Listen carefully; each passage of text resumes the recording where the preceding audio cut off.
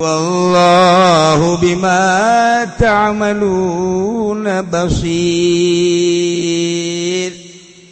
Wallahu Gusti Allah teh basirun maha ningali bima ta'maluna kana naon nu ku aranjeun dipigawe.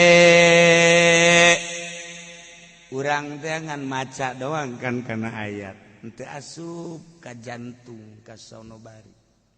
Sehingga ketika orang maca ayat Allah teh maha ningali kana sakabeh pagawean naon bae nu dipigawe ku urang Allah ningali. Oh iya Bu, Masya Allah kudu isina tuh ketika orang migawe nun teu dipikaridho ku Allah, Allah teu pernah satik teu neuleukeun ka urang, neuleukeun kan ka urang. Oh iya isin atuh urang lamun ketika aya parentah Allah salat aju urang teu salat ijaeun.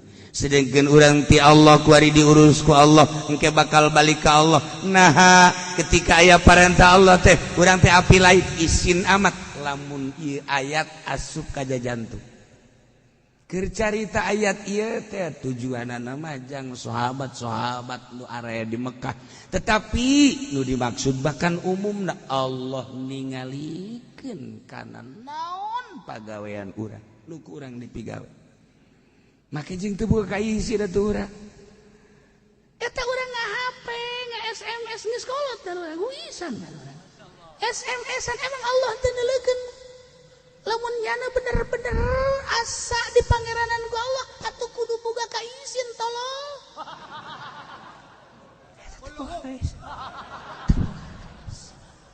Teu boga kaiz. Ayat ieu teh keur dibahas mah wallahu bima ta'maluna basir. Gusti Allah basirun maha ningali kana pagawean-pagawean nu ku urang dipigawe. Masyaallah urang salat Allah ningalikeun. Urang ngaji Allah ningalikeun.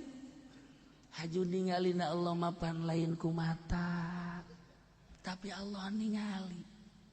Nu paling ditinggalikeun ku Gusti Allah kan qalbu urang. Innallaha la yanzuru ila suwarikum walakin yanzuru ila qulubikum. Hate. Urang mah kuari masinikeun teh masinikeun zahir bae. Ketika orang neuleuh duh aing ieu neuleuh awewe duh hasana dosa disimparan ku urang bagus. Ketika orang ngadenge berbagai omongan-omongan anu goreng musik dan lain sebagainya duh hasana dosa disimparan ku urang bagus. Ketika ku urang nu lain cagapeunana diragap ku urang aduh asana aing dosa ieu bagus disimparan ku urang. Aya awewe jahe suraseuri toel ku urang geus datang ka imam ya Allah ya Rabbi hampura Gusti ieu curug lain jang noel si eta dosa bener lah. Tapi ku abdi ditoelkeun Gusti hampura ditobatan urang bagus. Dosa-dosa leutik baku urang ditobatan babari jasa.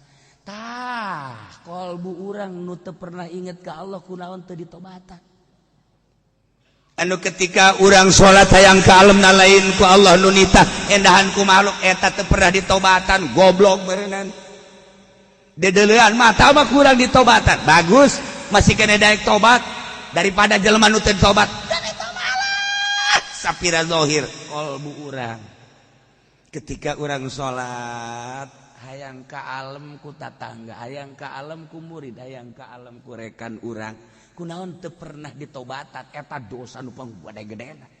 Sedengkeun Allah innallaha la yanzuru ila suwarikum walakin yanzuru ila qulubikum.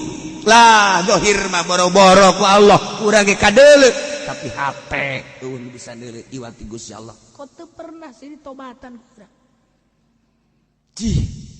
Ketika urang deuleu awewe dak mun silak bae deuleu awewe nama babari tama nobatanana jeung leutik tama hayangna di jero hate nu bahaya. Kok hayang teu pernah ditobatan ku urang resep amat beuh. Irungna beda jeung nu di imah ya. Ya Karim pipina ya Allah ngadaun seureuh imah budak. Aduh. Ieu bibirna beureum asli maka jeung hukum nu di imah mah lamun teu make sedow asana hideung bae nya nama. Geus bawa ti ajal tapi hideung teh. Aduh aja senyum deui. Bangun hayangan tak urang hayangna tak kayana. Ieu teu pernah ditobatan. Resepna kanyana teu pernah ditobatan. Deuleu mata mah gampang tah mah. Naon kegampanganna? Deuleu mata mah sajam, 2 jam nyana indit, urang indit geus teu kadeuleu deui. Tapi ieu hate mah pandik ieu bae di kamar.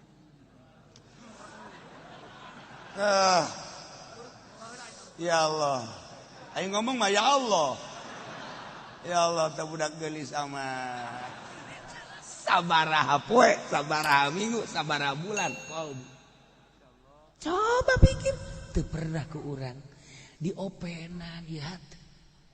Lamun nyala teu noreko, lamun nyala teu nasawuf, ulah ning jawara, ulah ning jelema biasa, ulah ning jelema anu kaya. Kiai nu teu norekat mah moal bisa. Moal bisa. Make udang-udang yang segede ban beca. Jubah aya awewe kulantaran loba murid haram.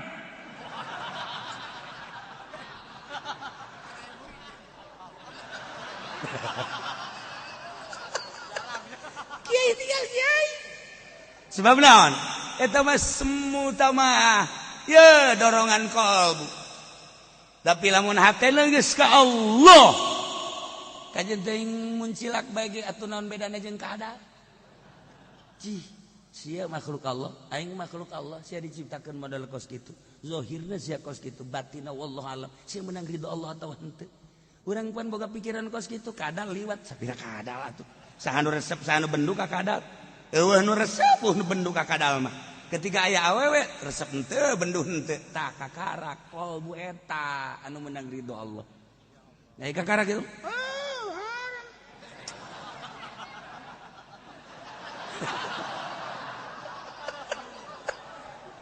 Wah bisa. Eta nu hese eta ngurusan ieu. Kunaon teu pernah diurusan si kurang kolbu.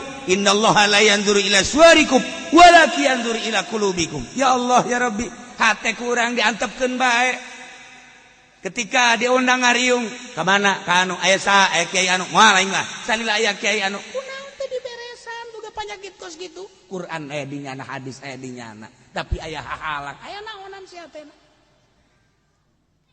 Ayeuna leuh awewe bisa berpaling, ai eta teh pernah diberesan naonan. Kabawa ka kuburan, rugi sia kiai tinggal kiai, digencet sia ku kuburan. Masya Allah. Wallahu bima ta'maluna basir. Ya Allah ya Rabb. Didelekeun ku Gusti Allah ka mana sia leumpang. Nyaho sia sabaraha poe deui, sabaraha minggu deui tuh deui ku aing geus dipastikeun sia. Masih kene can beres keneh bae. Ceuli mah ku urang ya Allah astagfirullahaladzim astagfirullah. Masalah bagus. Tapi kolbu ya Allah ya Rabb. Aya ria, aya hasud, aya sumah, hubul dunia, hubul jah dan lain sebagainya. Masya Allah kan. Tuh, nu mantap Kangjeng Nabi. Wa ainuhu wa qalbuhu lam yanam. Qalbuna teu pernah sare, matana mah bisa sare. Tuh, wal ainu qad naisat wa qalbuhu lam yanam. Ai mata ieu mah sare, hate mah teu pernah sare. Kunaon teu pernah sare? Zikir ka Gusti Allah terus bae. Ingat ka Gusti Allah terus bae. Ini abitu Rabbi yutaimuni wa yuskin. Masya Allah. Kuring ngendong di pangeran kaula. Ya Allah, ku Gusti dibere dahar, dibere nginum. Urang mapan bingung. Oh Gusti Allah berarti dibere dahar. Naon dahareuna nya? Inumanana susu apa naon eta? Tah urang makan mikiran kos gitu eta. Oh lain gitu Kangjeng Nabi mah. Kulantaran teu pernah putus igetan ka Gusti Allah sehingga sare ge inget bae ka Gusti Allah. Abitu Rabbi. Terus bae asa gendong di Allah, perasaan teh asa jeung Allah bae. Teu pernah aya jarak antara kaula jeung Allah. sehingga diberi kekuatan kaula sakumaha kuatna anu dalalahar padahal kula teu dahar tapi diberi kekuatan kos jelema anu diberi dahar yutaimun wa yuskini teu nginum padahal mah kaula diberi kekuatan kos jelema anu nginum boro-boro sapoe sapeting dua poe dua peting tilu poe tilu peting saminggu kula bakal kuat kunaon ku indahna jeung Gusti Allah tuh henteu pernah urang teh isin cak Kanjeng Nabi lamun poho ka Gusti Allah urang mah keur salat ge teh inget ka Allah keur salat usolli Allahu akbar kabira walhamdulillahi katsiran sendal tadi di mana meuli 1,5 juta karya eta bandrol mangkane kredit dan angin ya Allah iya kana budu iya kana sain tas tadi di mana tas ya tas ghairil maghdubi alaihim urang waca Fatihah teinget ka Allah salat mah teinget ka Allah komo lain salat iya tah urang teh ngaji teh urusan rurukunan mah gampang rukun wudu rukun salat lah betakeun sok kitu maksudna kos ka itu gampang hayang ngageserkeun perasaan nu tadina teu wauh ka Allah jadi wauh nu tadina teu inget ka Allah jadi inget nu tadina teu nyangkrung Gusti Allah di hate supaya nyangkrung bae sebab tadina ti Allah kuari diurus ku Allah engke bakal ka Allah kunaon Allah dipohokeun mentak cak Sultan Abdul Qadir wauhkeun kuari keur hirup ka Allah abeh engke ketika di akhirat Allah wauheun ka maneh sebab naon man zakaroni cak Allah saha jelema nu eling ka kaula di loba jelema kuring wauh di nusa anterona wauhna sorangan inget ka kaula inget sorangan cak Gusti Allah geus lamun urang boga perasaan urang sorangan Allah nu kadua urang duaan Allah nu katilu urang opatan Allah nu kalima berarti teu putus jeung Allah engke di akhirat da ge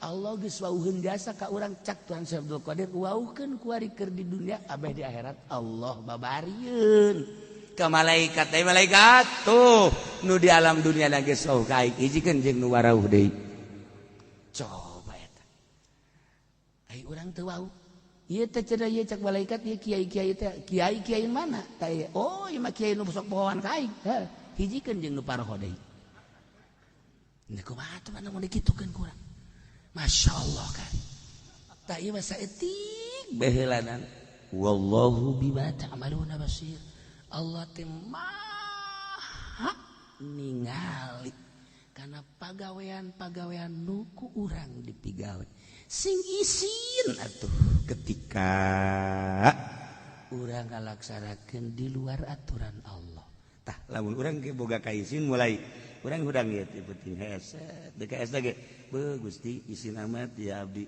mewah teuing ngasana ya abdi lah sapira abdi tapi ieu bu Masya Allah ieu naon karangarana kasurna ge hilon ya karim ieu anggelna inwak sabenerna mah melejit bae Gusti ieu inwak teh teuas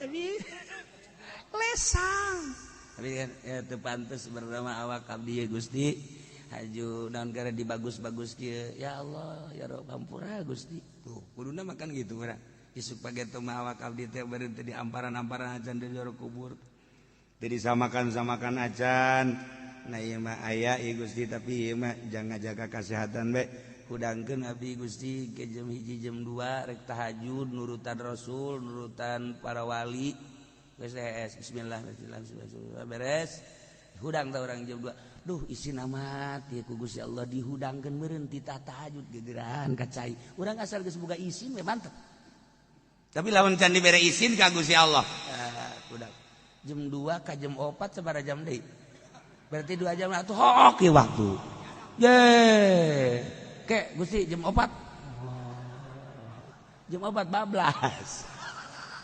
izin ya Allah aing kurang kumaha cak Allah mere sehat ka sia aing kurang kumaha dahar we dahar sia dahar bae we sia hayang nginum malah keur ngaji ge kopi dibawa baekan ku sia hayu sia segala cai segala naon bung sia mah ngarasa lapar teh bung Masya Allah sia mah Gusti Allah ge masih Masya Allah keneh bae Masya Allah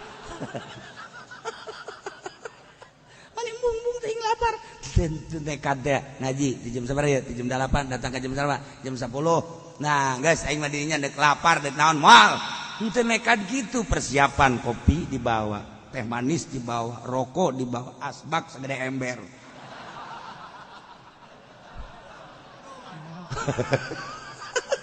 ada kira bener henteu nekat masyaallah karim tombo hati iku ana 5 warnane maca Quran kanggo ruwing maknane kaping done wong alim kumpulane kaping 3 zikir wengi lakonane kaping 4 salat wengi kaping 5 wetenge kudu kaluwe iki tombo ati watu iki mah wetenge gendut bae watu sirama atine ora ditomboni waduh atuh ora ditomboni mah iku mah atuh batu bata ge nah wetenge kudu kaluwen atuh kadanan lapar cara wali mah atuh keur ngaji lapar ieu mah teu beusi ke gaji urang lapar buras 5 di hari bahasana ge beusi lapar keur ngaji atuh siapa kok bote ngaji meureunanan sakumaha ora ekoros kieu ya Allah tah hese urang henteu aya nekat gitu mah hese nah tinggal kiai carana kumaha atuh supaya ieu Allah teh nyangkrung di jero hate saeutik geserkeun ieu urang boga mata ternyata horeng titipan ti Gusti hiji bae heula mata bae hiji bae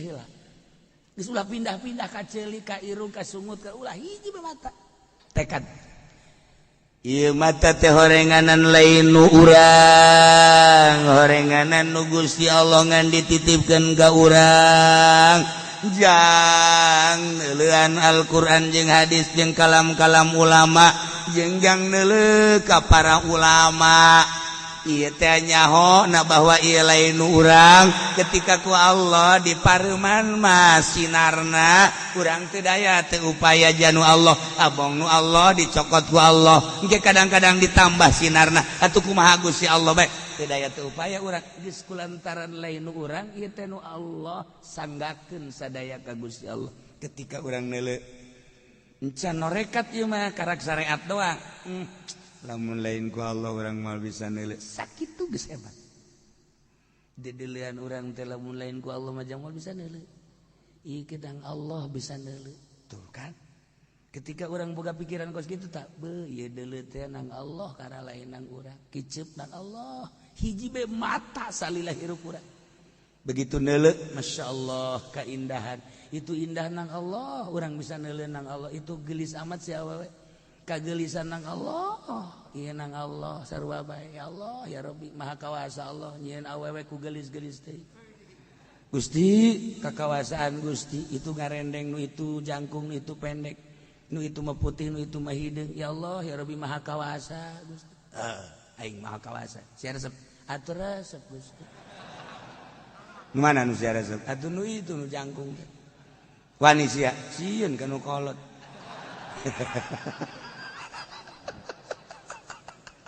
geus eueuh deui ta Allah nu aya dijebrisna nu kolot barang urang kan boga duit haji urang resep ka nu itu nu kadeuleu lain Allah nu kolot bayangan teh ayo sia ayo gada-gada angkat kaki sia make kolor sia balik kadadengekeun bae tah sora apa majikan teh asal manggih bae awe ayo Allah Allah nu aya suara pamajikan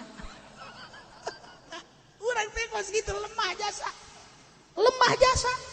lamun urang gagah mah ketika urang neuleuh ayo sia ayo goblok sia cak nu neuleuh edan tah naon teh si Ki Haji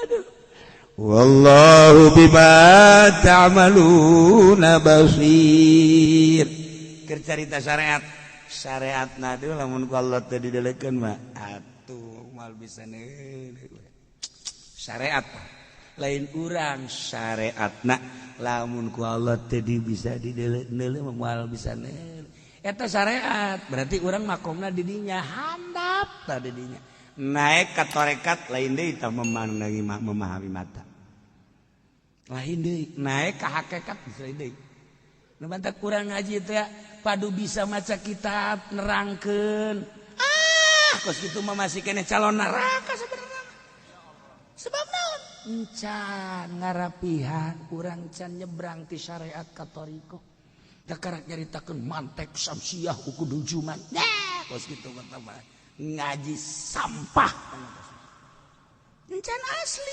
asli mah tadi kan kakarak ge syariat batak kuari naik ka tarekat kudu kumaha tah pandangan ahli tarekat geus lain deui pandangan ahli hakikat geus lain deui aya cara-cara nu mentak aman jelema lamun geus jadi norekatna moal kabita ku dunya moal kabita ku awewe moal kabita kecuali awewena anu ikhlas lillahi taala oh berarti cenah kiai aya harapan kula ngomong kitu sia ka aing nah ieu mah kakarak syariat ke urang bahas di makomna makom thariqah bakal aya supaya tersentuh hati urang ieu mah sakibela syariatna beuh mun Allah teu mere bisa neuleuh moal bisa neuleuh urang geus eta ge mulai geus teu pati ngaku aslina ulah diaku bahwa deuleuh urang aslina naik ke tarekat naik ke hakikat walladzina kafaru wallahu a'lam